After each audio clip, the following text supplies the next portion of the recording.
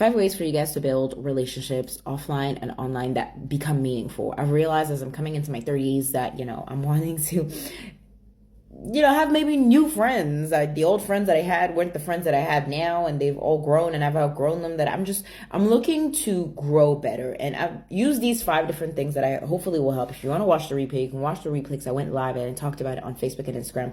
Same handle, Olivia Igwe. But here is the 5 that I think will help you out. Now that I have a swig of water, it's not water anyways, doesn't matter.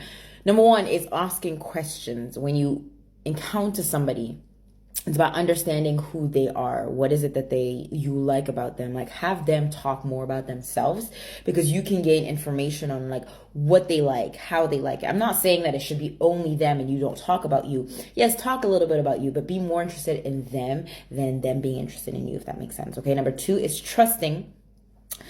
Because the word confidence comes with, and I confidere, which is trusting in yourself, trusting in who you are, trusting that your past does not define you, and trusting that some people have hurt you in the past. Okay, I've been hurt in the past, but guess what? You're gonna be hurt anyways in the future. So it does not matter. It's trusting your worth, filling your cup first before feeding anybody else's. Okay.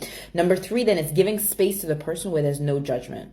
I have done this in the past. I'm not judging you. I thank you for sharing, acknowledging what they have shared, and also understanding like how they have overcome. Like asking questions on what is it that you want. Not, hey, how are you?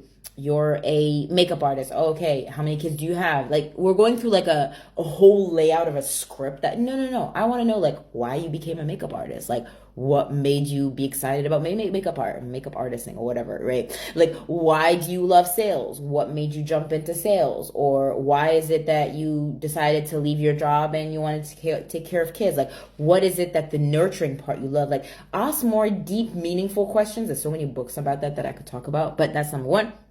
Number 3, and also not judging the person, right? So for example, when somebody says they don't like something, ask why they don't like it. Maybe it could be that they're stuck in an old position, and maybe just giving them insightful things that you have been through, bearing in mind that I only talk about things that I have been through. I do not talk about things that I have not overcome. I will always say, look, I have not been through what you've been. I can only empathize. I can only feel and be in your situation, but I've never been in it, so I can't give you advice for something that I know. We had somebody on the live that was talking about, was it God forgive or something like that? I'm like, he's forgiven me.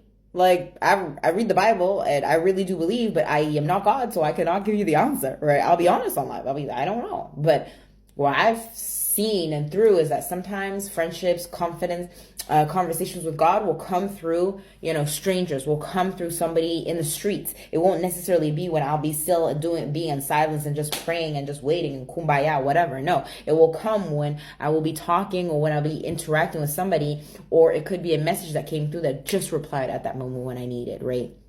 And then 4th thing is having more positive interaction. So leaving the person at a level where you're not letting them down, you're elevating them. Give them nuggets, give them inspiration, give them things that they're like, you can feed off, that like you can give them value. Okay, I always try and give that extra value. When I was working in sales, I'd always give that extra value of saying, hey, look, this is what suits you. I think this is what would work. Now, after you, it's really up to you if you want to wear the piece. I'm not the one wearing the piece. I think it looks awesome on you. But at the end of the day, you're the one wearing it. And if it feels good and it looks good and you like it, perfect. But if it's not, then no, take it. And I'll go off. I don't care. Same as you guys getting my drink. Like, my drink helps with like the energy, the focus, the concentration. I know it does. I know it'll help with the fat burning. I know it'll help with the bloatiness. I know it'll help with like a brain fog. It's done wonders to me. You don't want it? I'm moving on to somebody else that wants. You understand? Like, I don't really care, because I know my worth. You can't destruct me from my inside, because I know who I am. And so the confidence comes with knowing your value. From then, it comes to like, what can you give to others? But that will go back to the basics of drawing a line in the sand. What is it that you don't want any more of? And what kind of relationships are you looking for? Hopefully that resonated. If it did, drop 100%. If you watched it all the way to my TED Talk.